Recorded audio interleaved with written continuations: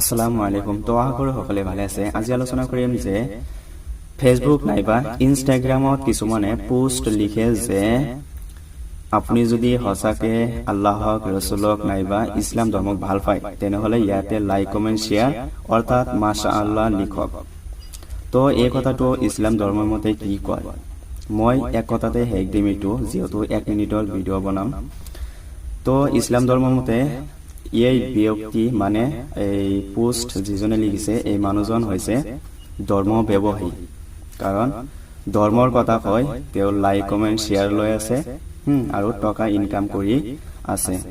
আপোনালোকক মই বিনম্ৰ অনুৰোধ জনাইছো যে এইবিলাক ব্যক্তিৰ পৰা আপোনালোকে সাৱধান হওক। এইবিলাক পোস্ট চালে আপোনালোকে ইগনোৰ কৰিব, পাৰিলে ব্লক কৰি ৰাখিব। তো মোৰ ভিডিও এইখিনি আছিল। তো পাৰিলে মোৰ এই ভিডিওটো শেয়াৰ কৰি দিয়ক যাতে আনেও চাব পাৰে। ধন্যবাদ সকলোকে। আল্লাহ হাফেজ।